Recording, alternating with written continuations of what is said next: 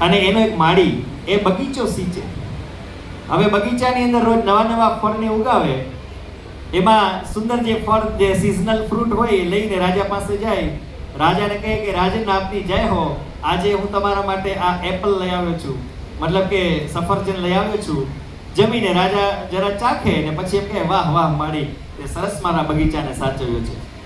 દર વખતે નવા નવા ફ્રૂટ્સ લઈ જાય, પણ એક વખતે માળીને એમ થયું કે આ વખતે હું શું લઈ જાઉં, એટલે નાળિયેરીના ઝાડ ઉપર ચડ્યો. ક્યાં ચડ્યો? નાળિયેરીના ઝાડ ઉપર ચડ્યો. ચડતા ચડતા એને એમ થયું કે આ વખતે સુંદર મજાના નાળિયેર ઉતારી અને એમાંથી પાણી પીવડાવું રાજાને. પણ ત્યાં તો એમને વળી યાદ આવ્યું કે દ્રાક્ષ સરસ પાકી છે, એક કામ કરું, નાળિયેર નેક્સ્ટ ટાઈમ લઈ જઈશ, આ વખતે હું દ્રાક્ષ લઈ જાઉં. એટલે દ્રાક્ષને ધોઈ કરીને માળી છે લઈ આવે, પણ બરાબર રાજા ત્યારે ગુસ્સામાં. હવે રાજાનું તો કંઈ નક્કી નહીં, એટલા માટે રાજા તો દર વખતે વખાણ કરતા હતા. એમાં કહે છે કે માળીને જ્યારે સામે આવ્યો એટલે માળીએ જે દ્રાક્ષ છે રાજાને આપી કે રાજન આપની જય હો, હું આપના માટે થઈને આ દ્રાક્ષ લઈ આવ્યો છું.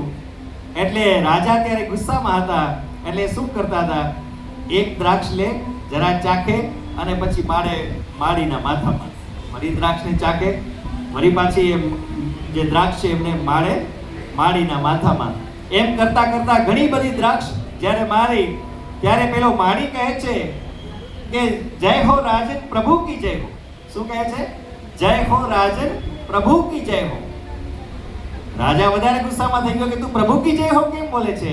ત્યારે માળી કહે છે કે પ્રભુ કી જય હો એટલા માટે બોલું છું કે હું તો ચડ્યો તો નાળિયેરીના ઝાડ ઉપર. જો નાળિયેરીના ઝાડ ઉપર હું ચડ્યો અને આજે હું કદાચ જો નાળિયેર લઈ આવ્યો હોત તો આજે તો મારા જય જલારામ થઈ જવાના હતા.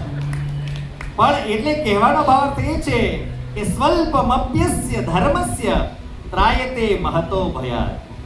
જો અહીંયા હું કઈ પ્રવચન આપવા માટે ઉપસ્થિત નથી થયો, જ્યારે અમારા આ જલારામ ભવનના જે ટ્રસ્ટીઓ અને સાથે અમારા ભાઈ શ્રી હિતેશભાઈ એમના જ્યારે સાનિધ્યમાં અને મહિલા મંડળના ઉપસ્થિતિની અંદર જ્યારે આટલું સુંદર મજાનો આ જલારામ જયંતિ 226મી ઉજાઈ રહી છે, એ સમયે હું શાસ્ત્રી જીતેન્દ્રભાઈ યાજ્ઞિક ભગવાનને આપણે પ્રાર્થના કરીએ કે આપણો આ જે તમારો જે ઉદ્યમ છે એ હંમેશાને માટે ઉત્તરોત્તર વધતો રહે અને બાપાના ચરણોમાં પ્રાર્થના કરીએ કે હિમ ગિરી સબ પાઘડી તારી અવિરસ જરતા નેણ નામ ધરાવ્યું જલારામ સેવાના વ્રત તે કીધા એક વચનને કારણ નિજ પત્નીના દાન જ દીધા.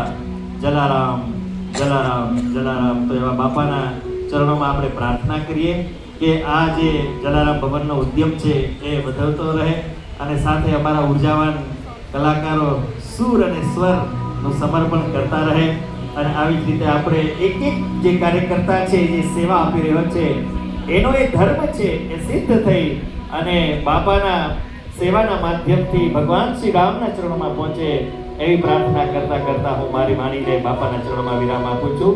સૌને જય જલારામ, જય સિયારામ, જય શ્રી